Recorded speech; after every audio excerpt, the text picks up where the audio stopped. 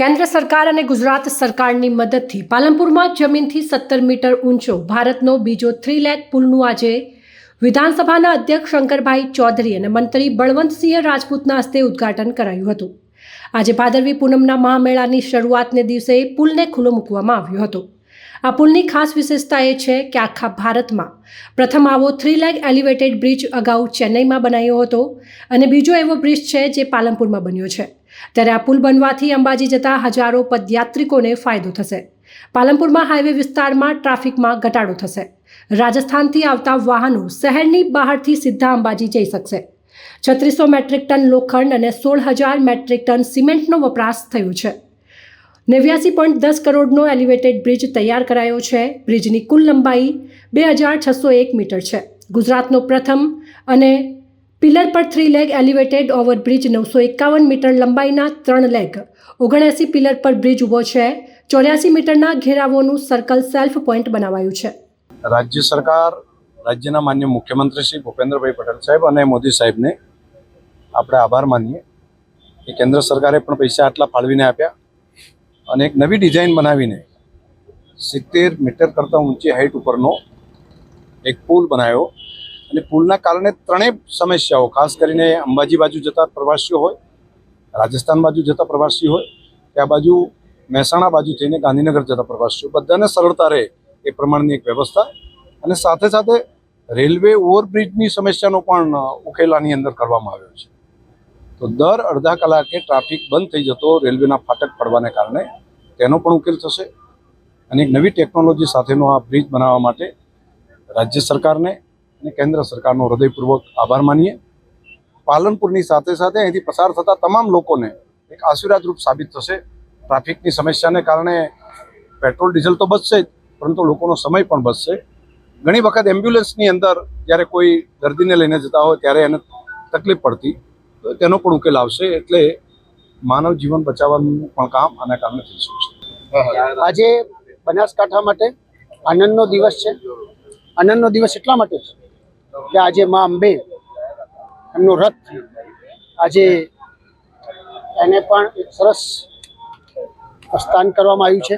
એની સાથે સાથે આ 2.2 મીટરનો ભવ્ય પુલ અહીંયા આગળ રેલવે 20 થી 22 ફેર દર અડધા કલાકે બંધ થતી હતી, એના કારણે ટ્રાફિક જામ થતો હતો। એટલે 160 કરોડ રૂપિયાથી વધારે જ્યારે સરકારશ્રીએ મંજૂર કર્યા અને જલ્દીમાં જલ્દી એનો ઉકેલ આવે એ પ્રકારની સરસ વ્યવસ્થા કરી હતી। એના ભાગરૂપે આજે આટલો સરસ પુલ જેમ હમણાં સાહેબે કીધું 70 મીટરથી એટલે આખા ભારતમાં આટલો ઊંચો પુલ પહેલો પુલ હશે એવી એક અદ્ભુત ડિઝાઇન કરીને આજે ખુલ્લો મૂક્યો છે તો લોકોને આશીર્વાદરૂપ થવાનું છે। પાલનપુરમાં નવા ઉદ્ઘાટન કરાયેલા પુલને લઈને વાહન ચાલકોમાં ખુશી જોવા મળી હતી। આ પુલ બનવાથી અનેક વાહન ચાલકોને તેમજ અંબાજી જતા પદયાત્રીઓને મોટો ફાયદો થશે। રાજસ્થાનથી આવતા લોકોને અંબાજી જવા માટે શહેરમાં આવવું નહીં પડે અને હાઈવે પાલનપુર વિસ્તારના લોકોને સીધા અંબાજી જવા માટે પણ આ બ્રિજ ખૂબ જ ઉપયોગી થશે।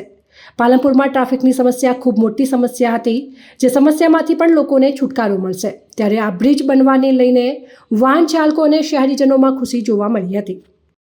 રાજસ્થાન તરફથી આવતા પ્રવાસીઓ જ્યારે અહીંયા થઈને નીચે થઈને પસાર થતા ત્યારે બહુ ચોમાસામાં પાણીની સમસ્યાઓ અને સર્કલ નાનું હોવાથી ઘણી વખતે એક્સિડન્ટના ઘણા મોટા ભયોના કારણે ટ્રાફિક જામ થઈ જતો।